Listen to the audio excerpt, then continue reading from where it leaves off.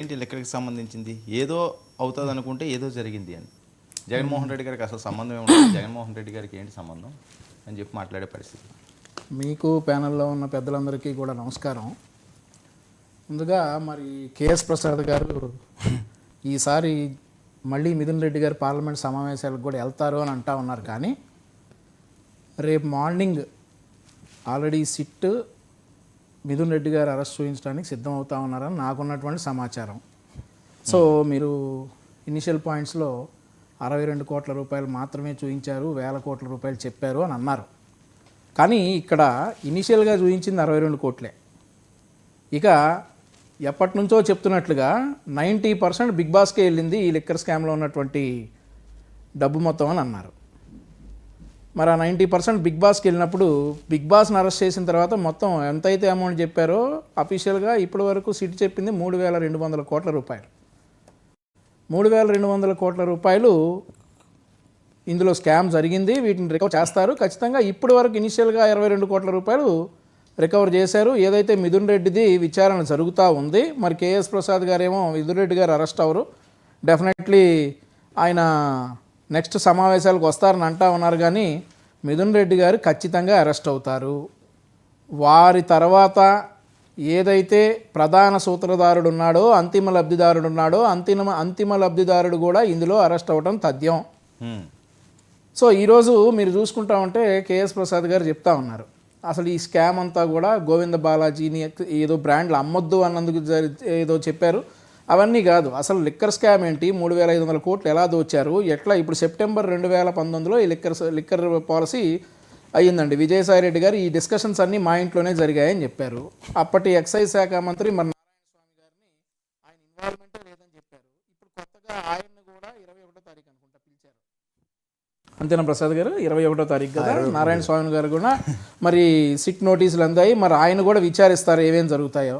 మిథున్ రెడ్డి గారు మరి ఇచ్చినటువంటి సమాచారంలో ఆయన అడుగుతూ ఉన్నారు, ఎందుకు ఆన్లైన్ ట్రాన్సాక్షన్స్ అన్నీ మాన్యువల్ చేయాల్సి వచ్చింది, ఎవరెవరితో మాట్లాడారు, బ్లాక్ ఎందుకు వైట్ చేశారు అని చెప్పి అడుగుతూ ఉన్నారు. ఆయన చెప్తా ఉన్నాడు మరి సమాధానాలు తెలియదు, గుర్తులేదనే చెప్తున్నట్టు మాకున్నటువంటి ఇన్ఫర్మేషన్. ఈరోజు 100 ఆర్ఎఫ్ఎస్ఎల్ రిపోర్ట్స్ అన్నింటినీ కూడా ఈరోజు ఛార్జ్షీట్లో దాఖలు పరిచినటువంటి సందర్భం. అంటే సాక్ష్యాధారాలతో బిగించేశారు అనేది మేము చెప్తున్నటువంటి మాట. ఎవరిని? మన మిథున్ రెడ్డి గారిని. 100 ఆర్ఎఫ్ఎస్ఎల్ నివేదికలు అన్నింటిలో కూడా మరి మిథున్ రెడ్డి గారు చేసినటువంటి ఘనకార్యాలన్నీ ఆ సాక్ష్యాధారాలతో సహా బిగించారు. మరొక విషయం గమనించాల్సింది ఏంటంటే, నిన్నటిదాకా 39 మంది నిందితులు అంటున్నారు, ఇప్పుడు 41. ఆ 41వ పేరు ఖాళీగా ఉంచారంట. మరి ఆ 41వ పేరు కేఎస్ ప్రసాద్ గారికి ఏం తెలిసేమో చెప్పాలి. డెఫినెట్లీ నేనైతే మరి ఆ 41వ పేరు బిగ్ బాస్ అని అనుకుంటా ఉన్నా. బిగ్ బాస్ ఎవరు? బిగ్ బాస్ ఇంకెవరు సార్, జగన్మోహన్ రెడ్డి గారు. అంతిమ లబ్ధిదారుడు తాడేపల్లి కింగ్ జగన్మోహన్ రెడ్డి గారే big boss. So investigation authorities ఎప్పుడు సార్, అంటే చిన్న సబ్మిషన్ మీకు, అంటే మీరు అన్నట్టు ఒక ఈయన అరెస్ట్ చేయడానికి ఇంత గ్రౌండ్ చేసుకునే కార్యక్రమం ఉండదు. ఎప్పుడైనా అభియోగం మోపిన తర్వాత అభియోగం యొక్క పూర్వపరాలని అత్యంత కోర్టులో, మీరు కోర్టు ప్రొసీడింగ్ లైవ్ కోర్టు అని వస్తుంది, ఓకే, అందులో మీరు గమనించగలిగితే ఛార్జ్షీట్లో ఏదైతే మీరు సేఫ్ ఫర్ ఇన్స్టెంట్ నా పేరే పెట్టి మీరు వేసిన దగ్గర నా మీద మోపబడిన అభియోగం ఏంటంటే, సేఫ్ ఫర్ ఇన్స్టెంట్ మీరు నా పేరు చెప్పారనే అభియోగం మోపబడుతుంది. సో నాకు గ్రౌండ్ ఏంటంటే, సేఫ్ ఫర్ ఇన్స్టెంట్ ఈ లిక్కర్ స్కామ్లో నా పరంగా ఈ తప్పు జరిగింది అన్నది ఎప్పుడైతే గౌరవ ఏదైతే సిట్ కానీ లేదంటే గౌరవ కన్వీనియంట్ డిపార్ట్మెంట్స్ కానీ ఈజీ ఫర్ ఎవ్రీబడి. మిగతా ప్యానలిస్ట్ అయిన తర్వాత ఇప్పుడు మనం డిస్కస్ చేద్దాం. నాగేంద్ర గారు, గుడ్ ఈవినింగ్ సార్. మీకు సిగ్నల్ లేదా?